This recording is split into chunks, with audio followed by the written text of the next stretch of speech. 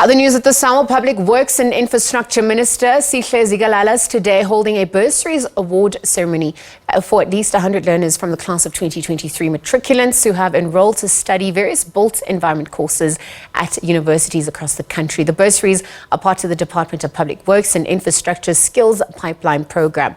Well, this was in an aim to bring more skilled professionals into the public sector, specifically the built environment. But to take this discussion further, we are joined via Teams by the Minister of Public Works and Infrastructure, Sihle Zikalala. A very good afternoon to you, Minister, and thank you for your time with us here on the SABC at this hour.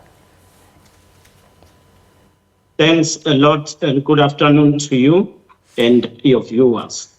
All right, let's look at what's transpiring today. This awards ceremony that you're hosting today. Talk to us about, what it is all about and what is in store for all those learners who are set to receive. Well, today we hosted the 10th edition of the ministerial bursary scheme. This is a bursary scheme that supports students who are in the built environment. The intention or the primary objective of this scheme is to ensure that, firstly, we close the skill gap that exists, where you need number of people who are skilled on professions within the built environment. So we have a lot of positions both in private and public sector, but you find that the skills are not meeting the demand. But the second is to ensure that we transform the industry. It will be known that the industry used to be white and male dominated. We have achieved a particular level and we are seeing now an integration of young professionals, especially young girls who are getting into the built environment, and we would like to support that. This is the 10th edition. So far, this project has benefited students at the amount of 534 who have been produced. We are now increasing the number, and that's why for this year, we have put the number at 100, and we will continue to ensure that we take more students. Well, Minister, thank you for painting that picture and really speaking to the strides that have been taken place, seen as this is the 10th edition. And so for those who are obviously set to receive these bursaries, what do they include? And also, once they graduate, what does placement look like? Well, these bursaries are focusing on students who study for fields that are within the built environment. That will include your project management, surveying, engineering, architects, and all of those that are critical. And we are now including those who specialize on real estate management as well. Most of these students, when they finish, they get absorbed by the department, and at some point they then exit to go to the private sector once they have acquired more skills and experience. So we want to scale up this program.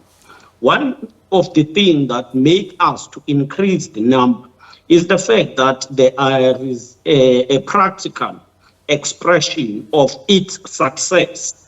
One of the students who have benefited from this program is now working in one of the regional offices and very instrumental in building the capacity of the state, whether it's with design and we deal with all other professions within the built environment. So we have seen some of them going through or coming through this program and end up being a part of the department.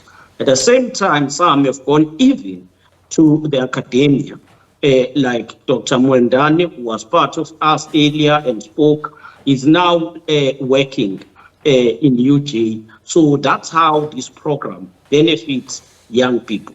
Well, Minister, thank you for that, because you speak about incorporating both public and private sectors. And so maybe you can explain further who qualifies for these bursaries, and also what were the qualification criteria for those who have been afforded the bursaries? Well, the qualification who qualifies are students who come from the poor background. We prioritize them so that they are given these opportunities. The criteria include, among others, that students should have passed by more than 65%, and they should have done maths and science. Those are key criteria, a key element of the criteria. And let me wrap up this conversation. Earlier on, you spoke about transforming the industry from it being male and white dominated. And given the role of the built environment, due to South Africa's challenges as well, what do you think, what critical role does the built environment play, and how are these skilled individuals going to play their part? Well, the infrastructure development is key in the economic recovery and reconstruction plan, which was launched by the president. We have to ensure that infrastructure development is not only in urban cities. We must reach out to rural areas to ensure that there is infrastructure investment. And the infrastructure investment and development requires these skills, because if you build, whatever you're building, it's a dam, it's a road, it's houses, you will need these skills that we're talking to. All right, Minister, I'm going to leave the conversation then. Thank you for your time at this hour and for weighing in. Minister Sihle Zikalala, Minister of Public Works, just speaking about the bursaries that had been handed out today, some of the recipients and really the implications for those who have been afforded this opportunity, the role they're also going to be playing in transforming South Africa. Again, thank you to him for joining us at this hour.